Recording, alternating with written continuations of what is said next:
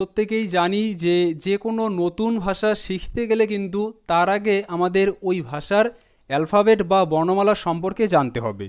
তো ইংরেজি বর্ণমালা সম্পর্কে অলমোস্ট প্রত্যেকেরই জ্ঞান রয়েছে, তবুও আমি বিষয়টা আগে একবার করিয়ে দেব, তারপর এই বিষয়গুলো বুঝিয়ে দেব।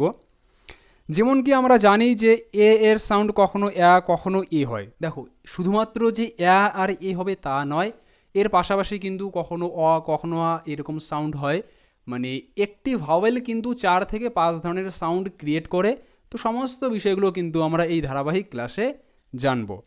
তার আগে এখানে যে জানবো সেটা হলো এর সাউন্ড কখনো কখনো এ হয়। এখানে জাস্ট দুটোই লেখা আছে, মানে লং সাউন্ড আর শর্ট সাউন্ড। তো সমস্ত বিষয়গুলো কিন্তু ক্লিয়ারভাবে আমি বুঝিয়ে দেবো একটু পরেই, মানে স্টেপ বাই স্টেপ তোমরা এই বিষয়গুলো বুঝতে পারবে। এখানে শব্দ তো আছেই, সব কিছু বিষয় ক্লিয়ার হবে।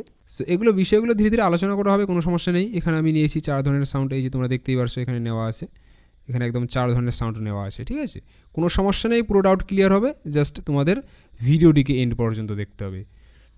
সো এবার এ এর গেল, পরে বি এর জন্য হয় ব, সি এর জন্য কখনো ক কখনো স, ডি এর সাউন্ড ড, ই এর শর্ট সাউন্ড এ এবং লং সাউন্ড ই, আর এর পাশাপাশি ই এর সাউন্ড আছে আ, এফ এর সাউন্ড ফ, জি কখনো গ কখনো বর্গীয় জ হিসেবে উচ্চারিত হয়, এইচ তে হ, বা আইতে ই অর্থাৎ রস্বইকার, এটা শর্ট সাউন্ড, এবং হচ্ছে আই লং সাউন্ড, পাশাপাশি আই এর আকার সাউন্ডও আমরা শুনতে পারি।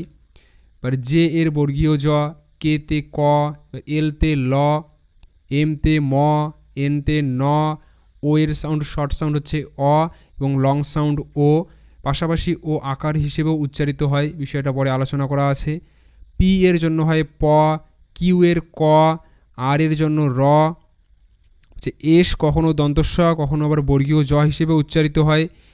টি এর জন্য ট, কখনো তালব্যস্ব কখনো চ সাউন্ড হয়, বিষয়টা নিচে আলোচনা করা আছে। পরে ইউ এর শর্ট সাউন্ড আ এবং ইউ এর লং সাউন্ড ইউ। এরপরে হচ্ছে পাশাপাশি ইউ কিন্তু রস্বইকার হিসেবেও উচ্চারিত হয়। তারপরে ভি এর জন্য ভ, ডাব্লু ও এরকম সাউন্ড ক্রিয়েট করে, ঠিক আছে, বিষয়টা ডিপলি নিচে করা আছে।